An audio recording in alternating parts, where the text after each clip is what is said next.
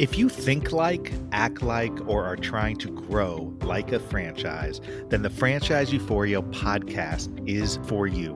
Hello and welcome, everybody. Josh Brown here, and I created this podcast for one main goal: to help people who are trying to grow their business through franchising or franchise-like structures. I've been practicing law now as a franchise lawyer for many, many years, and I've seen it done the right way and the wrong way. This podcast is not filled with a bunch of legal mumbo jumbo. Rather, I talk with real people, people who have been there, have done it, are doing it right now. And I also dive deep into specific topics related to franchising. So if this is of interest to you, you are at the right place. So on this third and final interview on part 3 of this new series I'm doing on this show on what it takes to really scale and grow and create an enduring franchise system, I am thrilled to spend some time with Jim Donnelly. Jim right now is the CEO at Restore, which is a super fast growing franchise that I was fortunate enough to help him with a few years back. But in 2001, Jim co-founded igoyougo.com, winner of a Webby Award as the top travel website in the US. In under 5 years, igoyougo became the leader in user-generated content for travel websites and was sold to Sabre Holdings Travelocity. Since then, Jim has worked on a variety of companies designed to improve the life and lifestyle of like-minded people. With a focus in the luxury retail market, Jim has developed luxury condos for homeowners, including Michael Jordan, Cam Newton, and Chris Daughtry, as well as salons, spas, and high-end health clubs, including the Charlotte Athletic Club. The accumulation of these experiences has led to the creation of Restore, a fast-growing franchise. Restore is a company born of personal necessity and societal need. Pain management, longevity, and performance optimization are important societal issues calling for new, healthier, and more convenient options. As a former athlete, Jim experienced the same aches and pains of other 40-plus-year-olds that have been injured and continue to push themselves with a variety of fitness challenges. So he became enamored with this idea of hyper wellness and modalities like whole body cryotherapy and IV therapy and hyperbaric oxygen therapy and infrared sauna therapy and all sorts of stuff with hard names to pronounce that really has had a tremendous impact, not only for professional athletes, but for a lot of people across the United States. Restore was recently named 113 on the prestigious Inc. 5000 list. That's 113 on the Inc. 5000 list as one of the fastest growing private companies in the US. Jim is an awesome dude. I really like him. He's smart, he's savvy, and he's an operator that moves fast, but moves with purpose and really focuses on the data and really focuses on the technology and the systems in order to scale the right way. So I cannot think of a better person to have on to complete this circle on what an enduring franchise system is all about. Really hope you enjoy this deep dive I take with Jim Donnelly. Jim Donnelly, how the heck are you? I'm good. How are you? Good. So first and foremost, so obviously you're from Texas. You were able to get out of there right now, right? Amidst the blizzard. Yeah, so I was skiing in Colorado, and about 4 days ago tried to fly back to Austin, couldn't, so was stranded in a hotel in Salt Lake City for 4 days, and just got to Dallas a couple hours ago. So I'm not home yet, but I'm close. Well, that's good. Well, thanks for taking the time to jump on here with me, of course, because obviously I know traveling and doing all that, that's a lot to take on. So, I thought of you, Jim, because what you as CEO and what your team has done with Restore Hyper Wellness and cryotherapy is really quite remarkable. I mean, you started that business in 2015, right? Yep, 5 years ago. 5 years ago. And if I've got my stats correct, we're looking at, according to Inc. magazine, the number one hottest franchise business in America, according to number 17 on the Inc. 5000 for fastest growing private companies in Texas, and number 113 on the Inc. 5000 fastest growing companies in America. That's pretty fantastic. No, it's cool. It's very cool. It's a testament to we're on the right track. We've got a great team. We're pretty passionate about what we do. It's the right idea for the right time. Yeah, and I mean, you've got a background in tech and in working with businesses, right? I mean, in scaling businesses. Yeah, I mean, I've had multiple successful exits, variety of different companies. I consider myself a serial entrepreneur. Have definitely had some pretty prominent companies. I guess prior to Restore, my biggest claim to fame would probably be I Go You Go, which was the world's largest online travel community at one point. That's pretty cool. Yeah, it was cool. I sold that to Travelocity and Sabre Holdings about 11 years ago. Yeah, I mean, I think that's fascinating. I think that, one of the things that strikes me as sort of a core area, a core strength of yours is scaling a business, being able to take something, take a concept, start it, and grow it. I'd be curious to just kind of talk about, and break down, sort of deconstruct the idea of scaling a business and what that really looks like. And I think when you start, or when you're looking at the notion of scaling a business, the first thing is you got to figure out what business you're getting into and how to even start it and get it off on the right foot. I mean, right? I mean, isn't that just sort of a basic notion? Yeah, when we first started Restore, we didn't know how big it was going to be, or certainly how much time we were going to put into it. I was training for a triathlon. I was really sore. I was training with my now business partner, Steve Welch. On a lark, I went and tried cryotherapy. It made me feel great. I love the modality, but I hated everything about the experience. I hated the location. I hated the owner. I hated the pricing. It was incredibly overpriced. So, I thought, well, I can do this better. And that was really the seed of everything. Was there was this thing that existed. It wasn't done very well. We could do it better. Yeah, that's kind of the seed of it. But Steve and I weren't interested in a lifestyle business. We were interested in something that would be pretty transformational, transformational for society, transformational for us personally. And that's what kind of motivated us to take it to the next level. Yeah, I mean, when you've got this concept, and obviously you guys did the research into it, right? I mean, you looked into what was there. You knew firsthand. I mean, you're sitting there yourself and saying, gosh, I really like this. I need this, but there's a better way to do it. And you jump in and you obviously worked with Steve and partnered up with Steve. But did you ever have the idea from the get go that you were going to scale this thing as fast as you have? Well, we had this sort of anecdotal personal experience, which was great. And then we did have access to some really great information. So, Steve was running Dream Adventures at that time. So we had access to everything that McKinsey, BCG, all those guys were putting out about health and wellness and trends in the wellness space. So we knew that it was something that had potential. Then it was just a matter of execution. This was an idea that a bunch of different big things were coming together at the same time. So first of all, the way that people were paying for their health care was changing dramatically. So household deductibles on their health insurance now average $8,000 a family. So whether you want to or not, you're paying for your health care. That's cheap, man. I wish I could only pay $8,000. Well, you must have a big family then. Are you I do. Catholic? You must be Catholic or Mormon, No, something like I'm that. Jewish, man, I'm Jewish, but Okay. I've got 3 daughters and my wife, and I'm saying 8,000, man, I'd love to pay that. So yeah, so that's the average. If you have a nicer plan, it's more. So when you're actually paying for things, you pay a little more attention to them. And so the secret of Restore is people use Restore as a way to stay healthy and prevent the big illnesses that are going to cost them a lot of money. So we knew that was happening.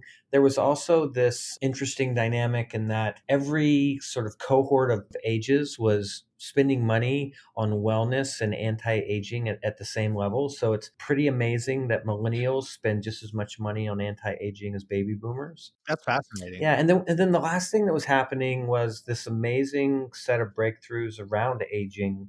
And so 10 years ago, the conventional wisdom that was that aging was inevitable. The new science is indicating that if we can address the different causes of aging, we could theoretically treat aging as a disease state. And if you can treat something like a disease state, you could theoretically cure it one day. So all of these really big, interesting things are happening at the same time, and all of them are very supportive of a business like Restore. So we definitely went into it thinking that we had a big idea. We did a bunch of A/B testing. We put locations in different kinds of locations, different demographic groups, different size locations, and no matter what we did, we couldn't break the model. And so that was once again another pretty big indicator that we were onto something big at the time. Yeah, and you started off with obviously one location and then it led to 2, 3, and 4 in the Texas area. When did you get the sense that this had national options? I mean, that this had scalability nationally? Yeah, so Texas was pretty easy, and Austin's a pretty progressive state, certainly from a health perspective. And then Houston's a big city, so like you said, we pretty early on knew that would work. We tried it in Charlotte, North Carolina as well. Charlotte's another big city, but it's definitely a different type city than Austin, Texas is. And I own the Charlotte Athletic Club there, which is a big health club. So I had a little bit of infrastructure on the ground, and Charlotte performed the same way as Houston, the same way as Austin. So that was a pretty good indicator. But we didn't really know how big it was going to be and how fast it was going to spread till we started franchising 3 years ago. So once again, we started in Texas. We did our first franchise in Plano. And then some of the next franchisees that came to us were in interesting places. So they were in Little Rock, they were in Salt Lake City, they were in Lancaster, Pennsylvania, they were in Westport, Connecticut. So then you started to really get into some interesting, diverse locations. And if it could work in those four locations, it could theoretically work anywhere. You had a big city, you had a sort of a quirky location in Lancaster, which is probably best known for its Amish population. Little Rock would hardly be considered the most progressive location from a health perspective. Salt Lake City is a decent sized city, but not super huge. Virginia Beach was another early city, so decent sized metro area, but certainly not a place that's known for its progressive approach to health and wellness. So the funny thing was that every one of the locations performed the same. So they had the same types of customers, same numbers of customers. And the underlying insight was that we were ultimately treating people with chronic conditions that led to pain. And if you can help people with their pain, it doesn't matter where you are, your business is going to be successful. Yeah, I mean, I'm sure it was interesting too that, as you continued to expand, you're probably, seeing demands in places where you thought, "Huh, this is wild. I would have never thought that this kind of concept would work there." Well, we used to always say, if this thing works in Lancaster, it'll work anywhere. And once again, that's not me denigrating Lancaster, Pennsylvania, but once again, it's a bedroom community outside of Philadelphia. It's best known for its Amish population. It's away from the big city a little bit, and it did work. It was fabulously successful there. That particular franchisee is a very good operator. They've now expanded into several additional locations in the Philadelphia area. And once again, Philadelphia, I get it. Lancaster was one that really opened our eyes. Little Rock did as well. Like I said, Arkansas was not where we intended to sort of open one of our first locations, but we had a great franchise partner there. And they've gone on to open several locations as well. We've got locations now in places like Rogers, Arkansas, Lubbock, Texas. We're essentially all over the country at this point. Durango, Colorado, just places that you just wouldn't have expected something like this to work. But it goes back to our mission. Our mission is to democratize hyper wellness. Hyper wellness is our category that we've trademarked. Hyper wellness has four characteristics. Number one, your customers feel better right away. Number two, it's supported by science and medical studies. Number three, it's democratizable, i.e., we could make it affordable and accessible for everyone, not just rich people and pro athletes. And then finally, everything we do is scalable and efficient so that we can get high throughput through our locations and it'll feel the same no matter where you are in the country. And when you start to have a construct like that and this sort of democratization idea works, you can really put a Restore anywhere at that point. And that's what's led to it being one of the hottest franchise concepts in the country and one of the best businesses in the country. Yeah, and you guys, as I mentioned earlier, have scaled super fast. And I know there's differing opinions on how fast you scale. And I think obviously what you guys have done has worked and worked well. Did you go in thinking that within 5, 6 years, we're going to have over 50 locations and be growing this thing like wildfire? Or did you realize that after, one success after the next, and then it built a little bit of inertia that then sprung you forward? Yeah, I mean, Steve and I are definitely data-driven guys. We continue to look at the data, and the data told us that if you put the location in a relatively smart place, i.e., enough people, a relatively decent amount of income, not super high income, but decent income, and then you look for some retail markers that you were going to be around, that it was relatively easy to find locations for these places. Now, relatively easy to find them was one thing. Actually going and signing leases and getting all the nitrogen requirements taken care of and all the other things that go into building out a space, that's an entirely different story. What we looked like back in the old days versus what we look like now are incredibly different. So it was really a mad dash to put all of the things in place that allow us to scale. Back in the day, it was, 4 or 5 people working their butts off 7 days a week, cranking out the work that was required to open, 3, 4 locations every couple of months. Now we're 120 people. We have a construction team, we have a real estate team, we have a equipment team, we have a training, marketing team, we have an accounting, finance, legal team.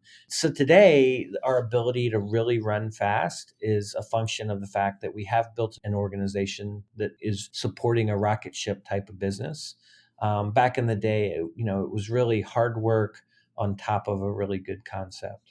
Now, to build out that infrastructure, obviously, I love what you talk about with the data, because I truly believe that all franchises need to really focus more on data, candidly. I mean, sometimes they just operate off of their feelings, right? Hey, I think it's going to work here. It's like, yeah, I don't think that's a good Yeah. way to do it.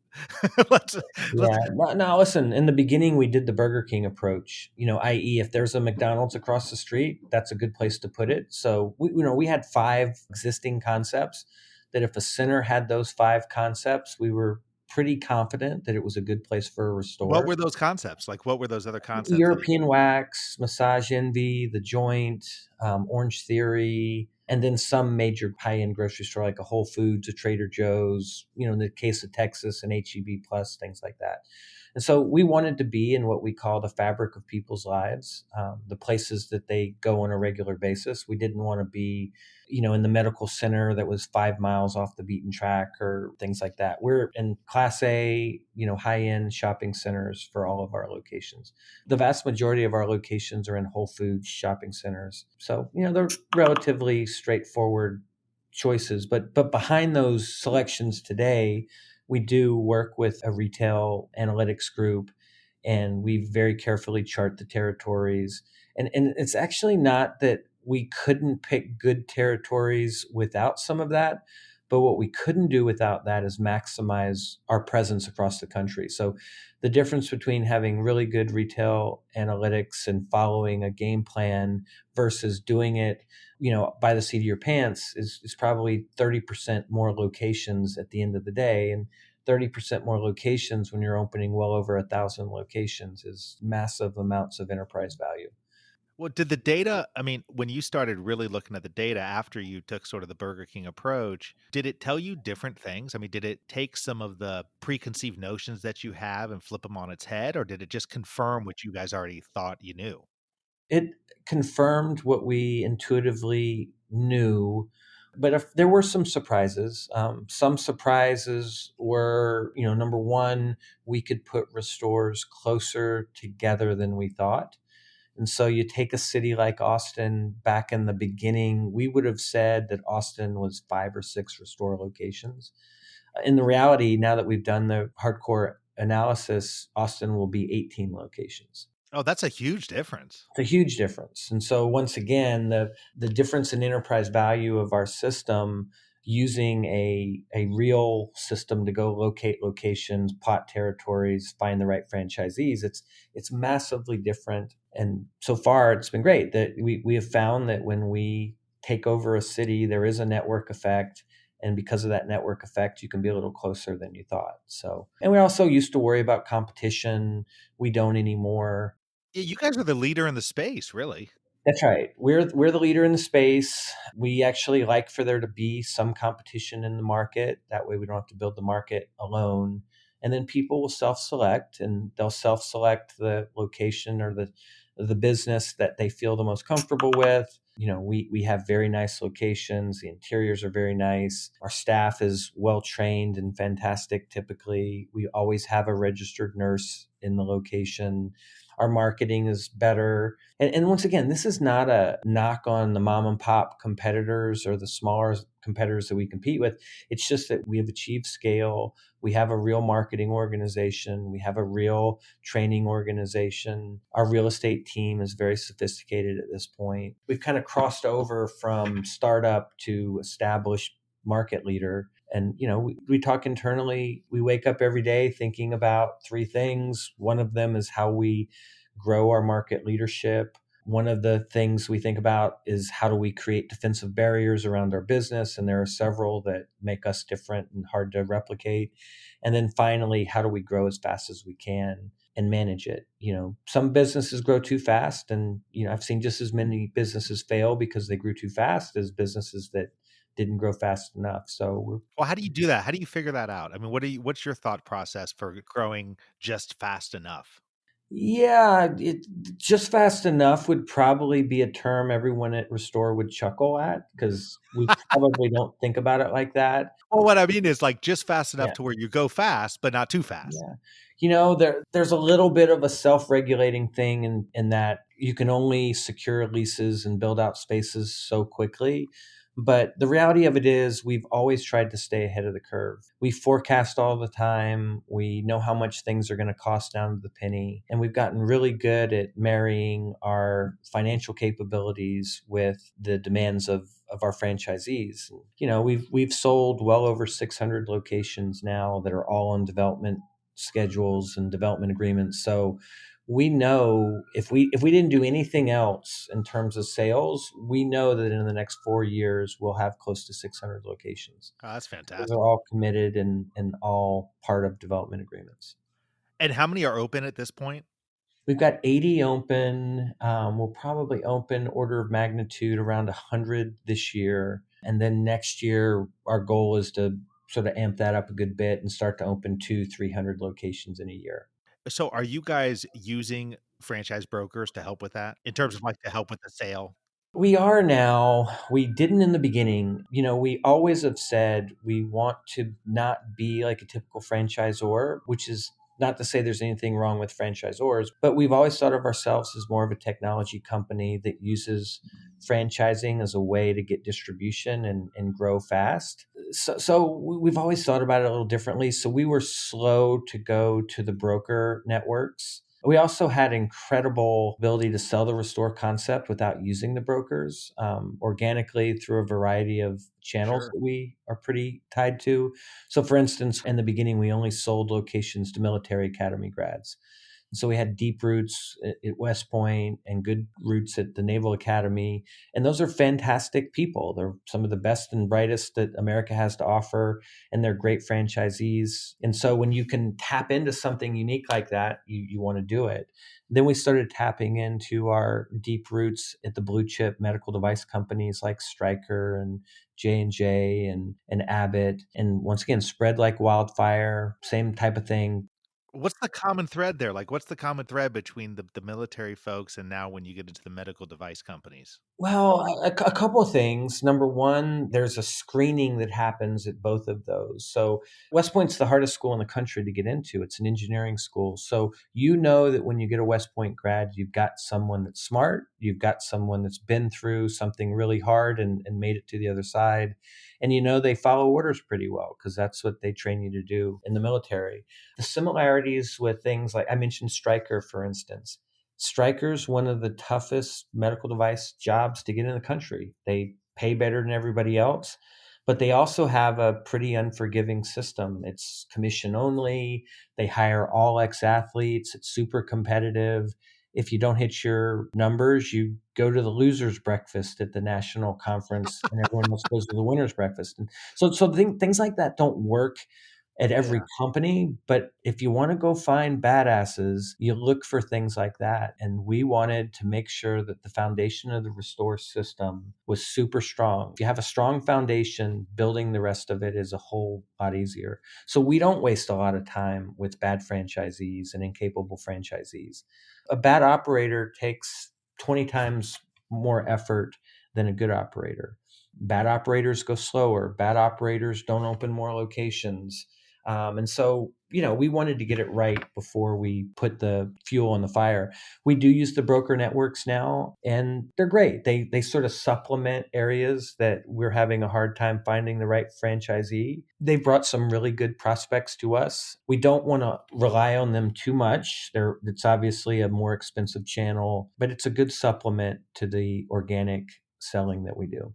How has Restore, the fast growth of Restore, you leading the helm? I know obviously with Steve, but I think you're involved more in the day to day, right? Well, originally Steve was meant to be a more financial partner, and he was the chairman at Dream Adventures, still very active at Dream Adventures. About 2.5 years ago, Steve came on to Restore full time. So Steve at DreamIt's the third most active investor in medical technology in the country. Sure. They've created billions of dollars of wealth. And Steve would say all the time, listen, I see thousands of ideas a year, and he was originally skeptical of Restore, but over time, as we got deeper and deeper into it, when I say skeptical, it wasn't that he was skeptical of Restore, the idea, but he didn't know it could be as big an idea as it turned out that it could be.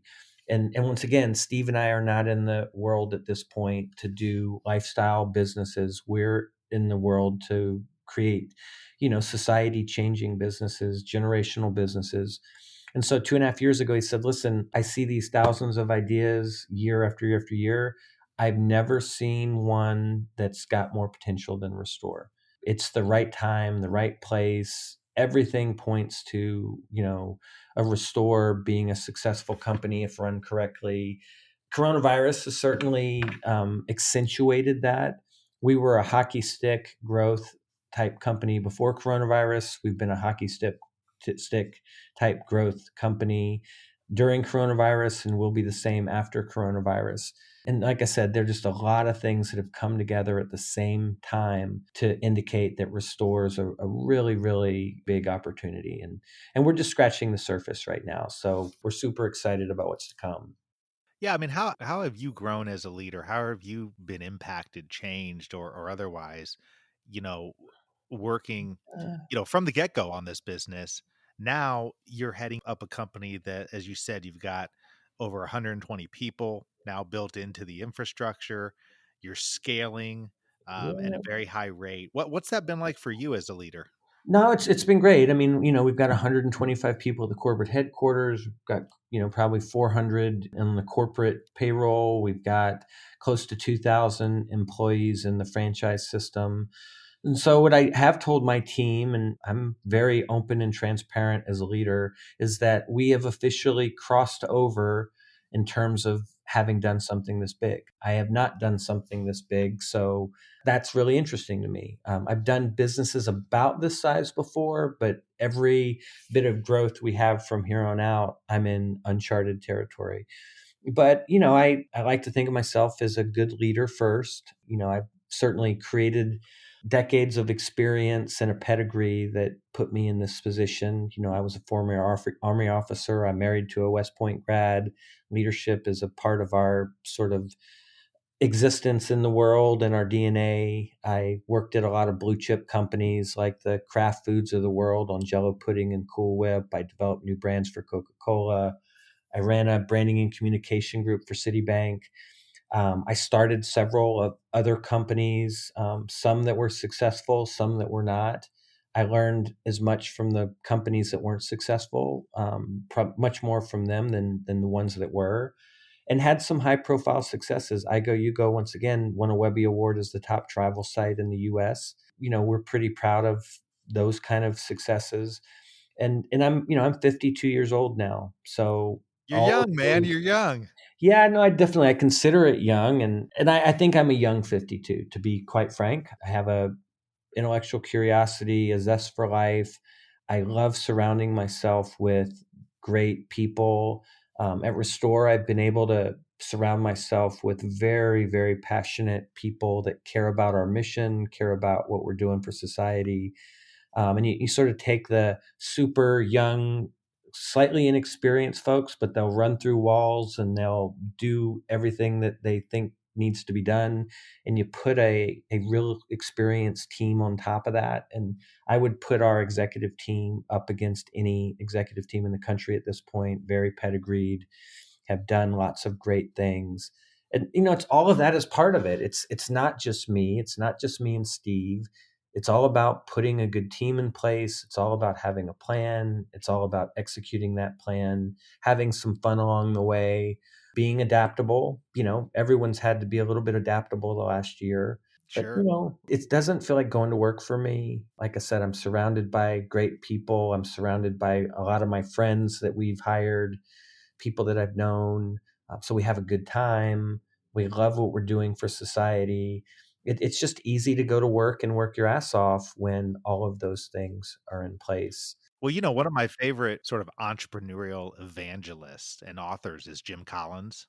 Yeah. And Jim Collins from Good to Great and all sorts of great books. One of the interesting things I found, and the thing I like about him so much, is that he writes from data. There's lots of entrepreneurial books out there that are based off of theories, but he goes and finds data to back it up. Like he did in Good to Great and in many of his books, Beyond Entrepreneurship and so forth. But here's the thing I find interesting, what you said earlier. He said that as he studied CEOs and some of the most successful entrepreneurial CEOs who have grown big companies, Steve Jobs and Bill Gates and all the others, the Marriott, and you just go down the list. He said the big misnomer is that the people who start, the entrepreneurs who start these companies, sometimes feel like, hey, I'm getting into a space that I'm not used to. I need to hand over the reins. And what his research has found is that actually most of the people who have built the great, long lasting companies are the very entrepreneurs who started them.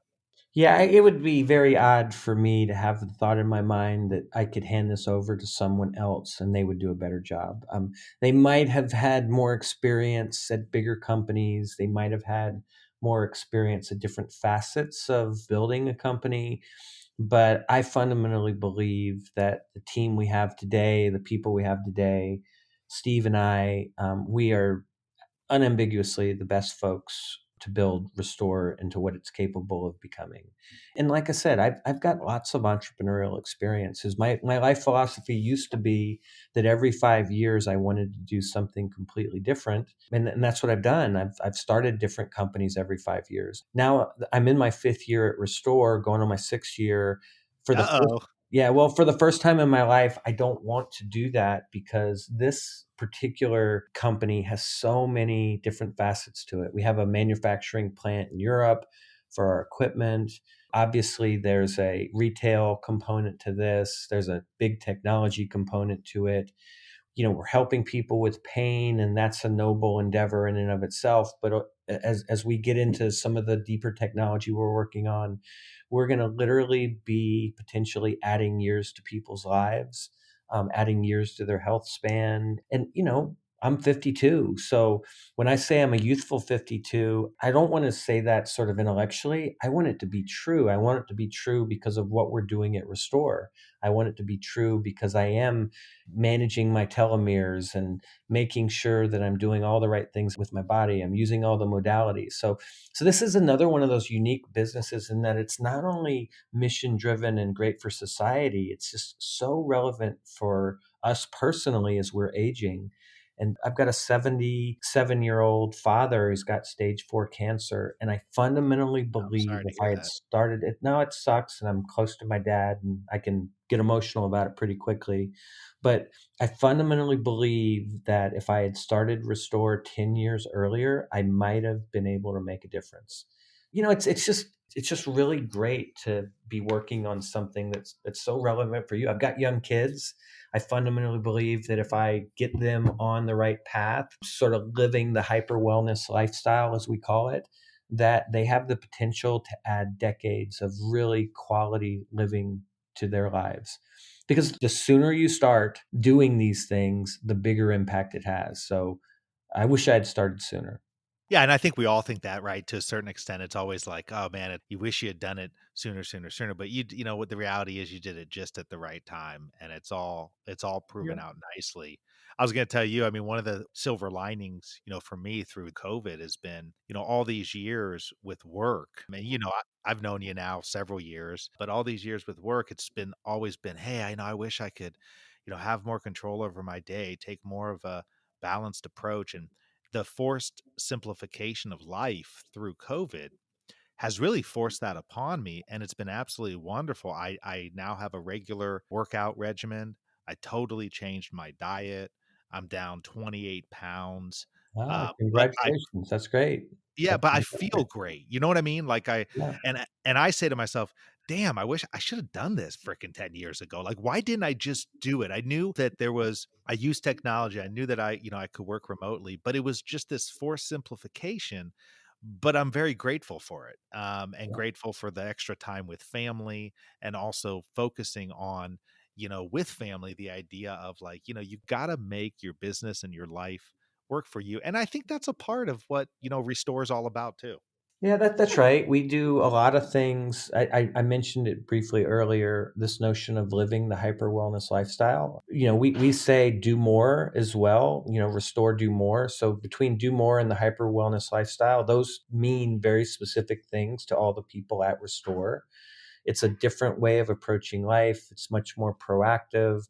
It's taking care of the things you can control. It's looking at exercise, food, sleep. It's being connected to people, doing meaningful things. It's being outside. I mean, I could give you a very detailed explanation of it, but we've actually lived it the last year, and our company's been very different. We actually have been in the office since April. So there's 115 people in our office every day. We have been opening locations. We have been growing at a crazy speed. So, ironically, we haven't had this sort of forced simplification during the last year. We've been running at full speed and doing things that people look at us sometimes and they have one of two sort of reactions. One is, wow, that's really cool. Coming to your corporate headquarters is the first time I felt normal in a year. Or they have the reaction like, hey, what the hell are you doing? You know, and I'm very quick to say to the second group of people, listen, we're not cavalier about it.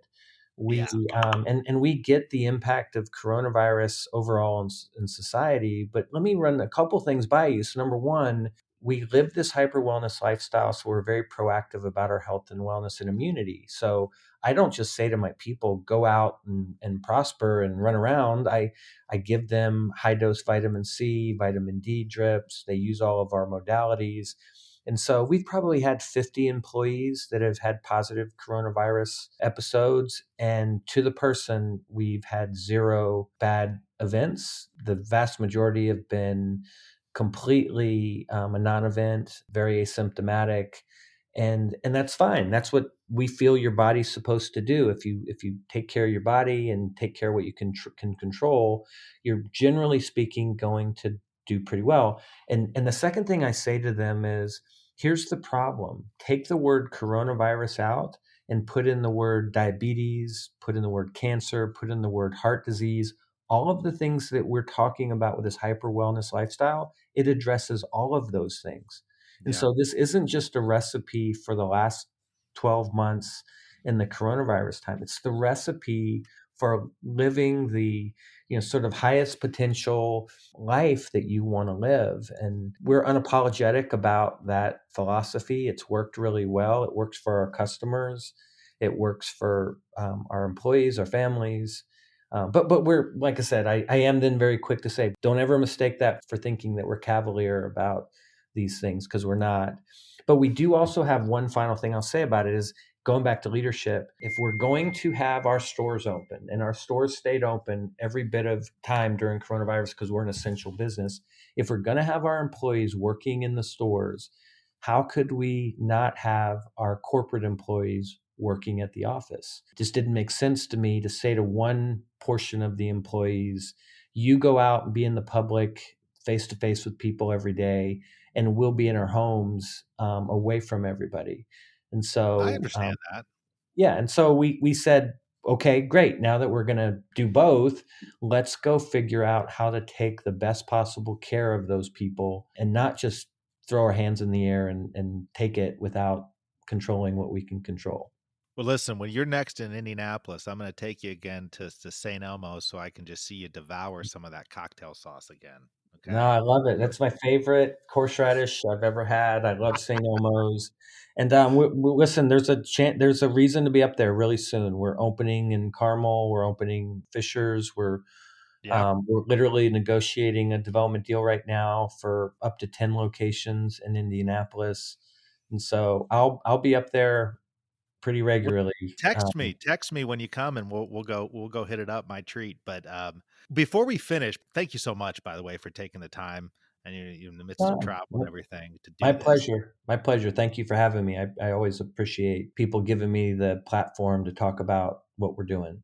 Well, let me ask you one final question here, because I think it's really important. We're talking about scaling, and we're talking about obviously the scalability of franchise systems, and that you're living through and experiencing and have experienced.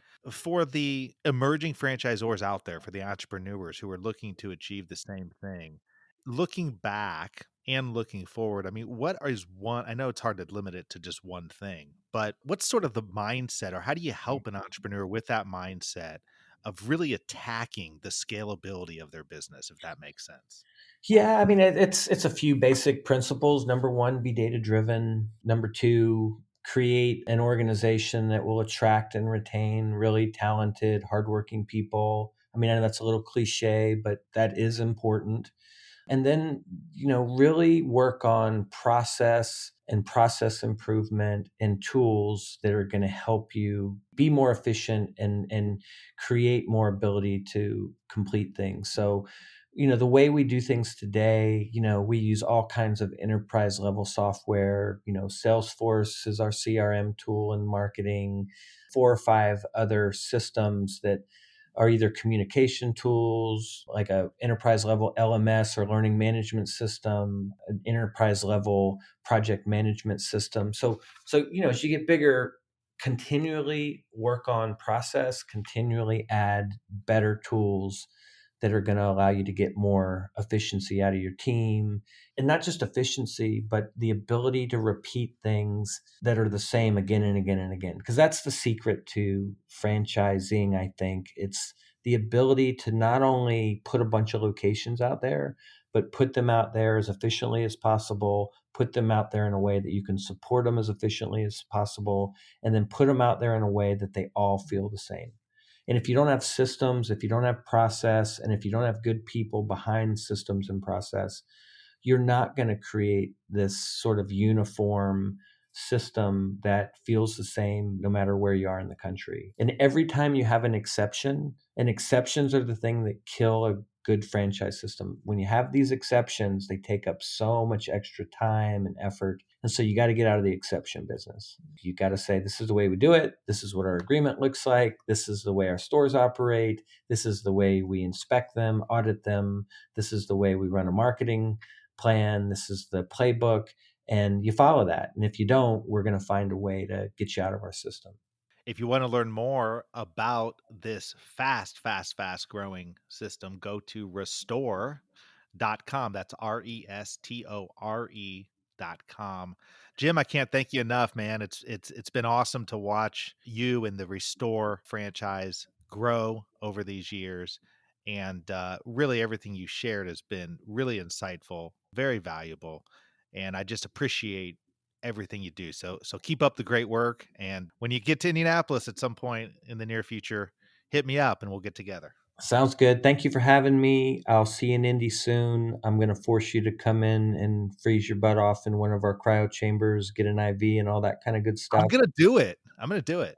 That's right. And then we'll head to St. Elmo's to celebrate after that. So thanks again, Josh. I really appreciate it. All right, take care, man. All right. You too. Talk to you soon. Wow, what an awesome time speaking with Jim Donnelly and just taking in all that he has to offer in terms of what it takes to scale and grow a franchise. And in his case, doing it fast, but doing it the right way.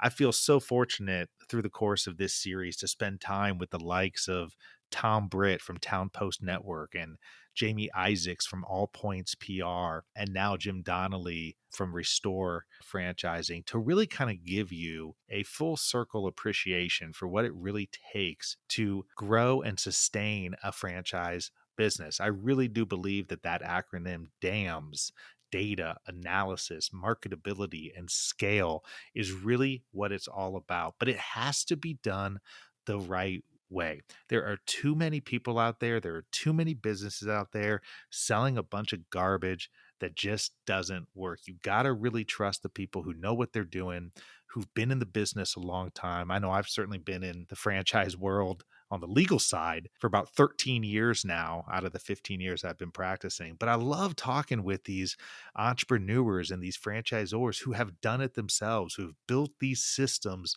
from scratch. That's what it's all about. I would encourage you, if you just tuned into this episode, to go back to the last two episodes as well. You can find them at indyfranchiselaw.com. That's INDY franchiselaw.com. You can find it on Apple Podcasts or anywhere podcasts are listened to. But listen to episodes 1, 2, and 3 of this series on the enduring franchise system. That's going to give you the full circle approach to look at and to really digest and think about what it takes to put together and to build and to scale an enduring franchise system. As always, thank you so much for tuning in. This has been an absolute blast to do one of these mini series, and I look forward to doing more in the future. Thanks so much. Take care. Thank you so much for tuning into another episode of Franchise Euphoria. If you enjoyed it, please head over to Apple Podcasts and leave a rating and review. It really helps to get this show out to more and more people. Also, if you have any questions, have ideas for guests or topics, please email me, Josh at indyfranchiselaw.com. That's Josh at indy, I-N-D-Y, franchiselaw.com. And finally, please note that this podcast is for entertainment and educational purposes and is not in any way, shape, or form meant to be any kind of legal advice. If you're seeking legal advice, please contact a lawyer. Have a great one. Happy franchising.